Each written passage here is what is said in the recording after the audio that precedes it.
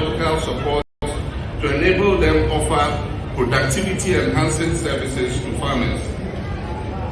By empowering young people to engage in agricultural ventures as profitable businesses, we ambition a thriving agricultural sector that contributes to both economic growth and sustainable employment generation. We will also expand investment in the fintech and digital spaces, both in payment platform options, but also in other sectors like agriculture. I met the fintech community recently, and they offer services from like church collections. There's a fintech that has created a platform for churches, and so they're able to make their payments online, pay their tithes online using the payment platform. But there was also a fintech that has registered farmers growing soya bean, and it gives them the seeds and the inputs, and then it gives them microcredit using their payment platform. And at the end of the farming season, when they have harvested, they buy the crops and pay them using their payment platform. It's a more efficient way of getting inputs to the farmers than the planting for food and jobs, where you just send the fertilizer to the regions and you go and find hairdressers and dressmakers selling fertilizer to farmers because they have political connections. They get the fertilizer and the farmers don't get the fertilizer. And so we'll give tax incentives also to agricultural, especially agribusiness ventures. And as I said, in every region, we're going to establish an agro-industrial zone. Government will acquire the land, will do the road, will bring the water, the electricity, everything there. So anybody who wants to set up a cassava processing plant, a cashew processing plant, any agro-industrial business, you will have land ready to set up your factory. And this is going to be in all the 16 regions. And so our industrialization policy is a bit different from the one district, one factory. We don't believe that business and industry align with political delineations. They align with the value chain. And so you must put cashew processing plants in Bono and Bono East region because that's the area where they produce the most cashew in this country. And so you tailor the industry to the comparative advantage they have in terms of their production. And so we'll do these agro-industrial zones and put those processing plants there so that young people can set up their businesses and get employment to do. We'll create a database and a dashboard that allows young people to enter their qualifications so that at any one time employers can go into that database, and if they want a particular skill, a certain qualification in accounting, they'll be able to see all those who have those qualifications, the schools they attended, the year they completed, their experience, everything. And if they take any person from that youth database and employ him, we'll give them a tax incentive for employing that young person. And there'll be a dashboard that shows every person employed. The dashboard will continue to show how many people have been employed out of that database. Mr. Chairman, mining is another area where we can create a myriad of jobs. It's a critical sector in our economy and provides significant employment opportunities for our young people.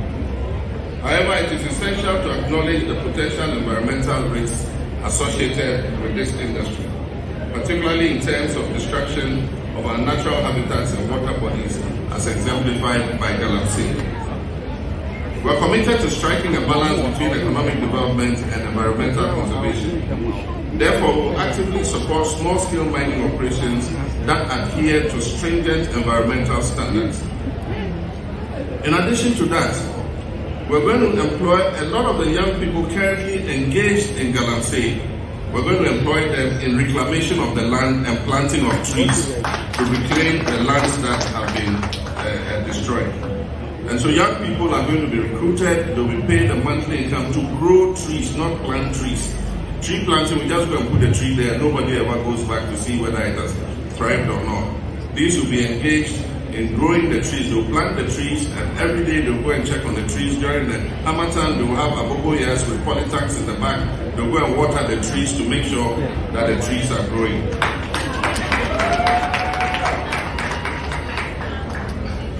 By encouraging responsible mining practice, we aim to mitigate the negative impact on our environment while ensuring the continued livelihood of those engaged in the sector. Additionally, we will prioritize the streamlining and enhancement of community mining schemes to encourage local communities to actively participate in legal mining activities while ensuring that the benefits are distributed equitably. These and many other practical and transformative sector-specific programs are being codified in our manifesto. And when the manifesto comes, you find broader policies in that manifesto with regards to job creation and the educational sector.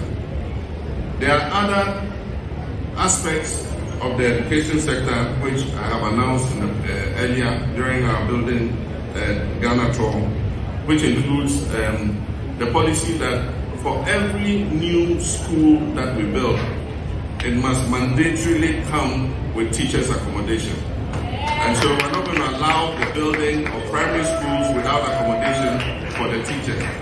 You know, one of the major things that discourages teachers from going to the rural areas especially is that they cannot find accommodation. And so every school, if it's designed and costed, must have teachers' accommodation alongside. We've had on the books the idea of incentives for rural teachers. It is a 20% markup of their basic salary for teachers who teach in rural areas.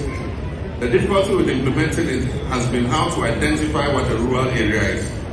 And so we intend to sit with the teachers' unions and together map out what rural schools are.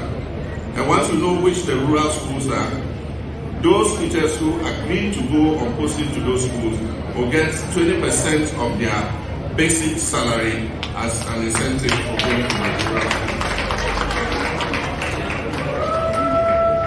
We'll also have a teachers' housing scheme. Government is going to partner with NAT and NAGRAT and all the teachers' unions. And we're going to give counterpart fundings in addition to their funding. And teachers are going to be able to decide where they want a house built for them. You must have at least 15 to 20 years of your working life ahead of you.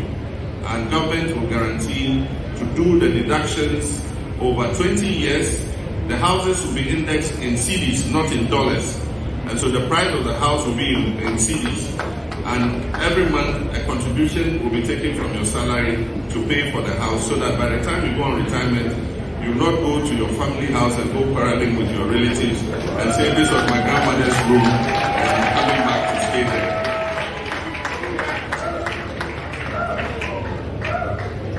While it is understandable that the poor performance of this government and the unmet expectation by the political class may have given rise to apathy and skepticism amongst young people, including students, about the future of this country, failure to take interest in national affairs will have the effect of entrenching the problems and worsening the already dire situation in which we find ourselves.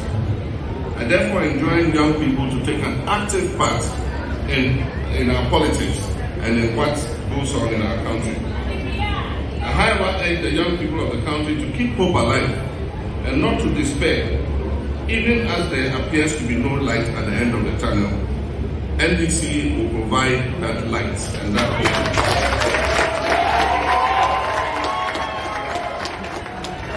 I can assure you, the young people of this country, that a new dawn is on the horizon, and that the next NDC government will work tirelessly to restore the economy to a sound footing, so that you can find jobs and be able to live decent lives. And as I emphasize, the next NDC administration will averagely be the youngest cabinet ever in the history of Ghana.